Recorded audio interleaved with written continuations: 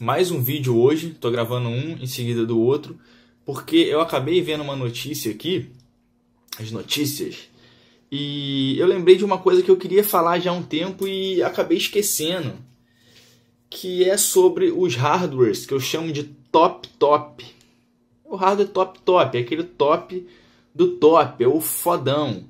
Porque teve um rapaz que comentou aí, eu não lembro o nome dele, ele perguntou qual placa-mãe que eu compro, a Asus ROG Extreme 4, uma coisa assim, ou a Asus Dente de Sabre. Eu fui olhar o preço, a Dente de Sabre, Sabertooth, era até uma opção ali que dá para você pensar. Apesar dessas placas lá nos Estados Unidos custarem preço de banana. Você compra isso muito barato lá fora. E eu fui ver a outra lá, a Asus ROG Extreme, alguma coisa, que era um modelo Intel, e era em torno de R$ 1.800. Aí isso me lembrou lá que eu sempre fui um crítico muito grande desses hardwares top. E vou explicar por quê. Principalmente placa-mãe. Quando as placas-mães tinham lá o chipset era muito importante, porque ele tinha lá o controle do North Bridge e também do South Bridge da placa. Tinha algum sentido você investir numa placa-mãe melhor, porque eu sempre falo investir, vocês sabem que eu penso sobre investir. Porque ela trazia sim uma diferença de desempenho, o chipset trazia uma diferença de desempenho, o controlador de memória era ali nele. Ele trazia sim uma diferença de desempenho para o seu sistema. O que não acontece mais hoje em dia, cara. Quem deu a primeira pernada lá no chipset, nas empresas que fabricavam chipset, como VIA, NVIDIA, SIS, quem deu a primeira pernada nessas empresas aqui foi o consórcio lá da AMD, com, se eu não me engano, algumas outras empresas, como Toshiba, mas eu vou falar aqui AMD, que criou o Hyper Transport e integrou lá a controladora de memória no processador. Essa aqui foi a primeira porrada que deu lá nos fabricantes de placa-mãe. Depois disso, lá no H61, se eu não me engano, foi o primeiro chipset da Intel também, a Intel patenteou o Hyper Transport dela, que é chamado de Quick Patch Interconnection. Que ele, na verdade, é a mesma coisa do Hyper Transport, só que eles fizeram algumas mudanças ali que são significativas o bastante para que a Intel pudesse patentear um nome como QPI e não usar o tal do Hyper Transport. Então, na verdade, eles são a mesma coisa, têm a mesma ideia e funcionam basicamente do mesmo jeito.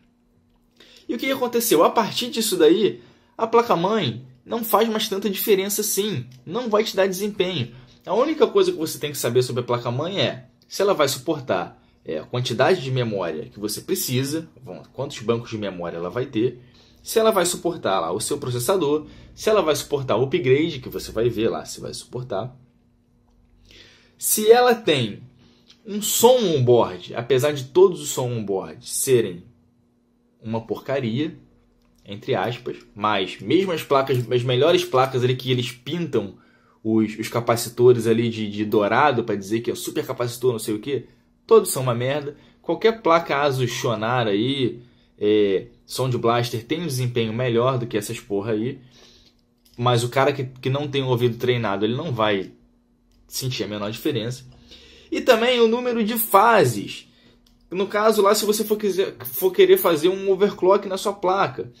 Então, cara, qualquer placa mãe mediana, ela vai ter um desempenho perfeitamente satisfatório para o processador que você comprar. Você não vai ter mais desempenho porque você comprou uma Asus ROG Fórmula Pica das Galáxias. Não vai ter desempenho. A placa é bonitona, caralho, o cara fica, caralho, é a placa, maluco, cheia de LED. Mas, porra, diferença mesmo não tem nenhuma. É bonita, é maneiro, porra, mas foda-se.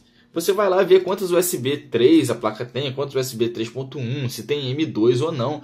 De todas as placas básicas hoje em dia, chipset lá B350 AMD, são suficientes, cara, para você botar um Ryzen 7. A SLI, todo mundo sabe que eu penso de SLI também aqui. Então, não vale a pena você ficar comprando hardware top.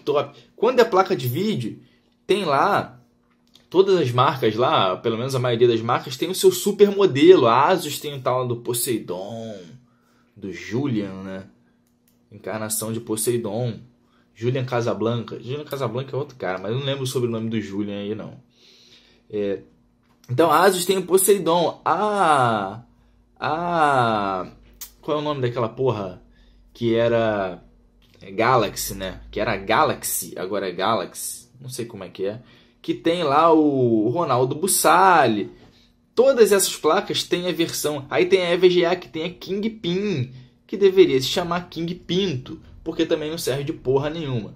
Aí o cara vai comprar uma 980 Ti e tem a opção lá dele comprar por $150 a mais a Kingpin, King Pinto. E ele vai lá e fala, pô, mas essa King Pinto aqui eu consigo botar 1500 MHz nela de overclock, porque ela tem, porra, 15 fases, maluco.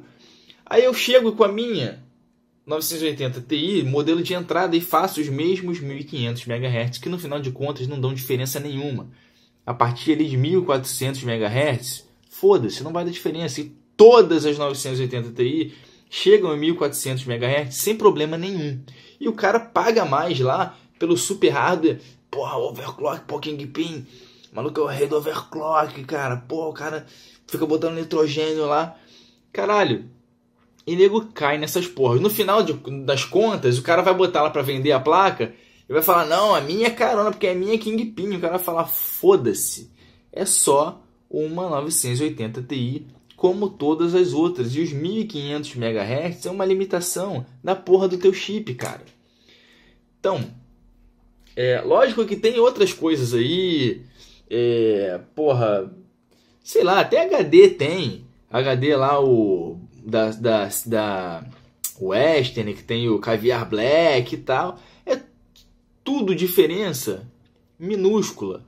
Mas quando você vai ver o preço lá, não compensa, cara. Para você que usa em casa, não compensa. Então, quando o Adriano soltar aqui é topo de linha da Asus para receber o Ryzen Socket AM4. Você simplesmente ignora essa porra, porque você não precisa disso daí. Se tiver lá uma placa de entrada B350, pô, viu lá o chipset, pô, preciso só disso aqui, eu preciso só de RAID 1, 5 e 0+1, preciso só de tantas USB, vou escolher, não quero fazer SLI, vou escolher o chipset B350. E não vai te dar diferença nenhuma de uma porra de uma Asus dessa daqui. Ai, caralho, porra, mas o som é foda. Aí com 100 prata, você compra uma porra de uma Asus Sonar ou uma Sound Blaster lá fora e manda o cara botar dentro da caneca do Pink Floyd. Bota aqui na caneca do Pink Floyd e te manda, e você vai pagar isso aí. Você não vai comprar uma placa de som aqui no Mercado Livre ou nas lojas daqui por R$500, cara. Porque não vale a pena.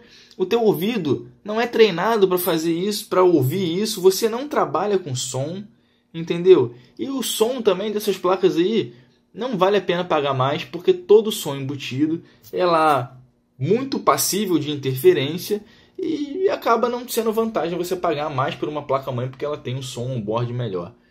Cara, isso que eu queria falar aí. Hardware top, pica da galáxia, a melhor placa de vídeo de todas. Se a placa de vídeo ainda vier com um water cooler, aí beleza. Aí tem uma diferença, entendeu? Mas se for a King Pinto, que é uma porra do mesmo cooler, não, mas ele tem mais rolamentos, tem porra nenhuma, cara, é mesma merda. É a mesma merda, esquenta pra caralho, igual as outras. Se tiver water cooler, vale a pena. Se não tiver water cooler, não vale a pena. Então, hardware top, foge dessas merdas, porque você não precisa disso. Fui.